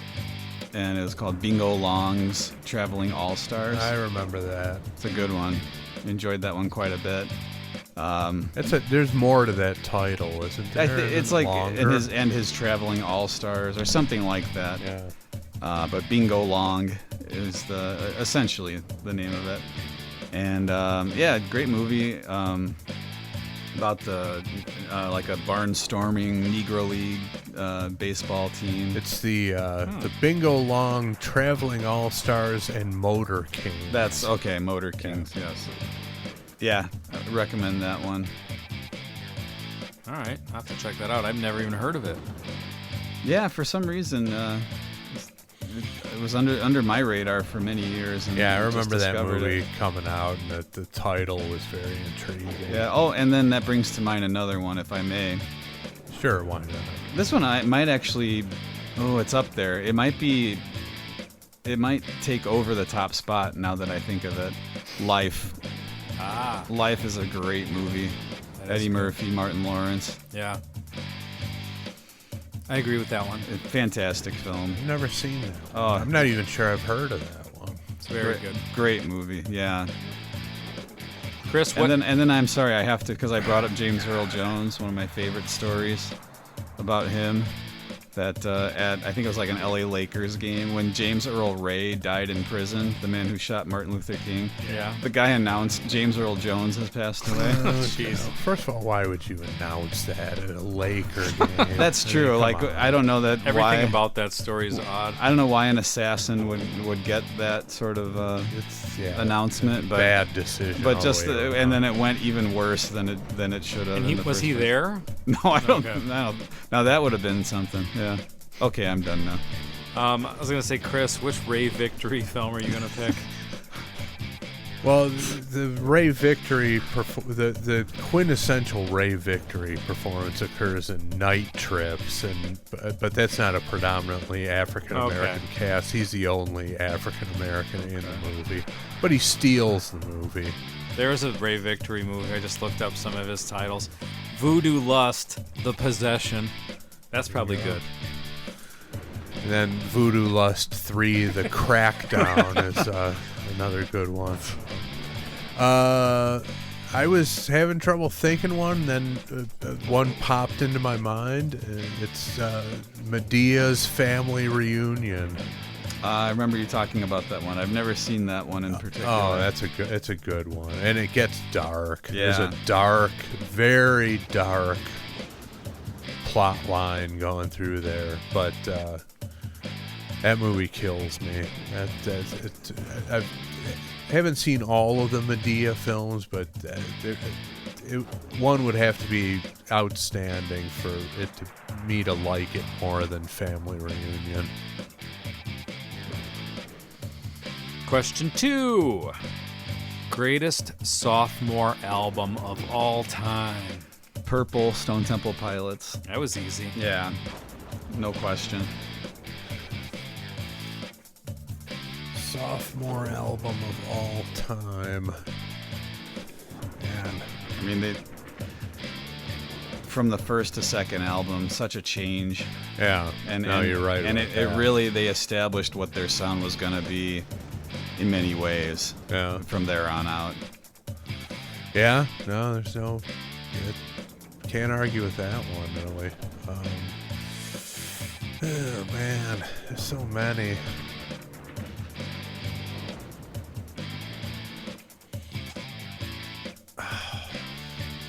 Now, I don't want to take up too much time, so I'll just go with an obvious one, and it's one that probably the album in their catalog that had the biggest impact on me would be Led Zeppelin 2. I mean, the first album's great, obviously, but they really took it to the next level with that one, and that was the one I listened to the most when I was first getting into the band, and like all Zeppelin, I had to step away from it. It's just overplayed, and it just, I can't just listen to it over and over and over again and just still have the same excitement for it. But I think if I was go back and listen to Led Zeppelin 2 now, it would still have the same positive effect on me. So, I mean, there are a million of them, but that one is, in the interest of time, I'll just drop that one. I thought you were going to say the soundtrack for Escape from Guantanamo Bay. Well, it is a pretty good soundtrack. That would count as a sophomore album, I think. It is a pretty good soundtrack. I actually own that soundtrack. Really? I'm happy about it. What's the standout track? Oh, probably My Dick by Mickey, what's his name? Mickey Avalon, yeah. There's, what's the other one?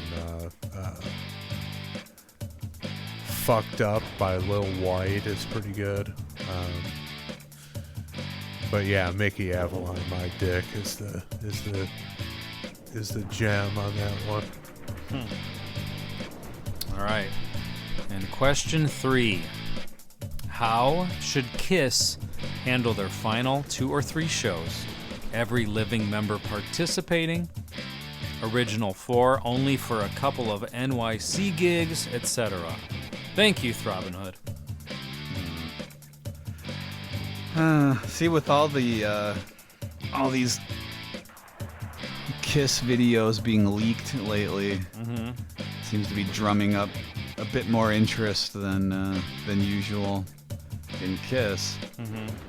Not necessarily about what they're currently doing, but about their legacy and things like that. I don't know. What I mean.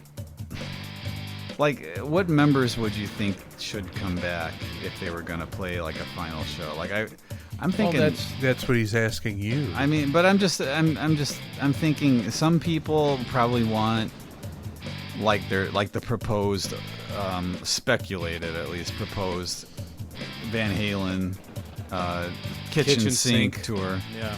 Where everybody. Mitch Malloy might, who knows? That would have worked for Van Halen because the thing we've talked about for almost a decade now, there's not, you could get away with looking how you look. Yes, there is that. That's one of the trappings about Yeah. Kiss being the way that they are. Yeah, I don't know. Realistically, just the 4 guys that are in it now, just finish it off. But then I thought didn't Chris just posted something from the Pot of Thunder social media where they're adding more and more shows now. 200 more? Yeah, I mean that's. Wasn't that what it said, or was it 100? I don't know, but it was a big round number. It was a big chunk of performances. Yeah. So who knows? Which, I mean, is there even gonna be this ending date, this big last show, or is it gonna be keep going until somebody can't do it anymore, and then we just have to stop for that reason? Yeah, I was wondering that too, but I was also wondering when I saw that. To be fair, there was supposed to be an alleged date that probably would have happened already, right? Wasn't it like last summer or something, or would it be this summer? It might have been this year. I don't remember. So the tour started. Because it had been their 50th, I think, this year when they got together. Okay. So more or less. The tour started pre-pandemic. The final tour, and at the time there was supposed to be Madison Square Garden, a couple days final shows, and it was done. In theory. We were even talking about possibly going to it, which would have been crazy. Yeah. But now I'm wondering did the shows that they add, is that hitting the markets that they missed from all the cancellations? I mean, it could be. Because if maybe they still just have a specific plan of we need to go to Australia, we need to go to South America, we need to do all these places and then we're done. Yeah, maybe. I don't know. The specific plan is where are they paying us the most money to play? Well, that's it. Yeah. That's the plan. Yeah. I guess. They literally cannot turn their back on money. I mean, they can't. Do you think, as far as to answer part of his question, bringing back any prior band member? Well, no, I agree with the take you put out there. Just do the 4 that's currently in the band. and just end it at some point. But there just doesn't seem to be any ending point. No, It just keeps not getting now. kicked. And I'll tell you, I said it on Facebook. These cruises aren't going to be the last cruises. If you bought a ticket to that cruise thinking you were seeing the last cruise, you got played, you got duped. There will be a 12th cruise, I guarantee it. There will be cruises until nobody shows up to the cruises. Well, that'll never happen. So it's literally going to go on until one of either Paul or Gene drops dead. Well, I mean, even after that.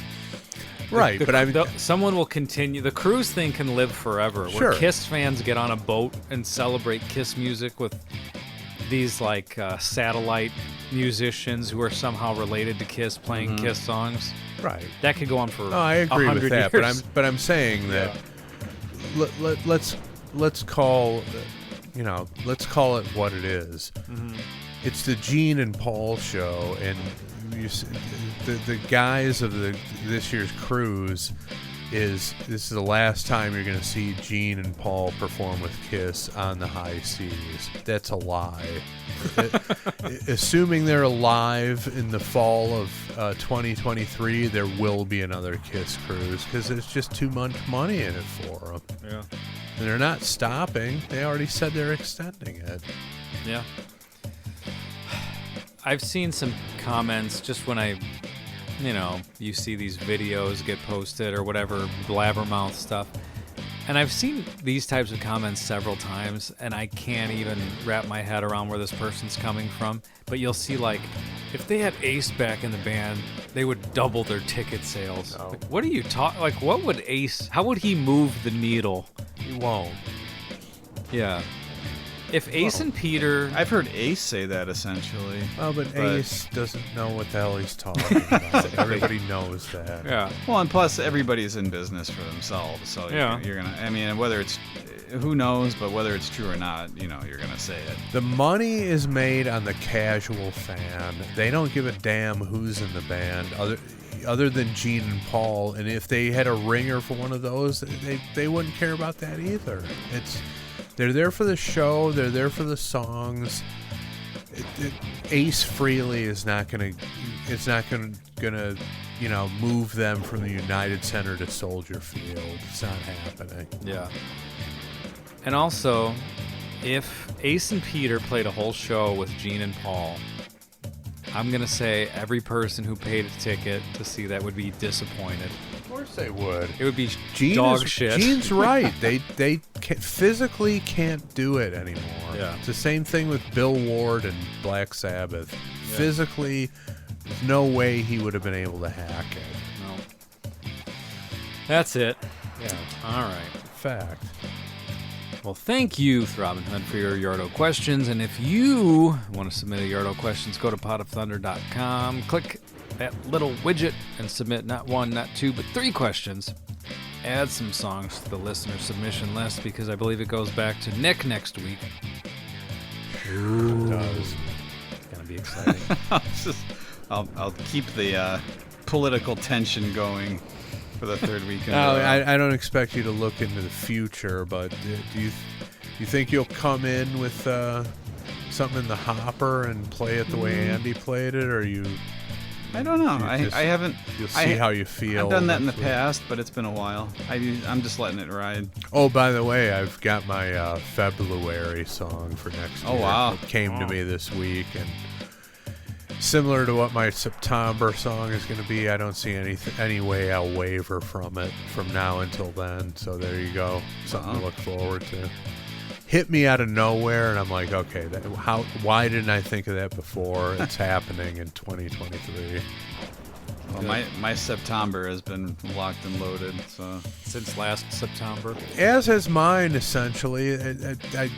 I don't think I've wavered significantly off of it, and I'm damn well not going to now. Yeah, I'm looking forward to that. Everybody should look forward to it. I'm totally stoked about both of my choices coming up September and next February. Oh, I'm not trying to extend the show any longer, but Old Business. Did anybody go listen to more Lee Greenwood? I listened to the title track. And I did not. So what did you think? It was. I liked it, but I didn't love it. It was. It was very adult contemporary. Yeah, very at the adult time. contemporary. I clicked through that album, and I didn't hear anything that was like jumping out at me. Nothing great. that was like an Adreesy Brothers sort of a vibe. Not really. It was all like, not that I'm knocking the genre, but it was all yacht rocky or ballads. Yeah, Yeah, that like makes sense. it could have been Kenny Loggins or Yeah. even like James Taylor vocally Yes. on some parts. Yeah. With some Lionel Richie studio sounds. Yeah. The keyboard sound. Yeah, I mean, from when I listened to it, it's not like, I don't know, it wasn't something that I became immediately disinterested in as soon as I started listening, but it didn't really grab me. There wasn't. So you're saying every song was kind of like that? Because Every one I heard, I really only listened to the first one in its entirety. Yeah. That's it. That's The all I title heard. track. Alrighty. Well, we'll be back next week with more Pot of Thunder. And I think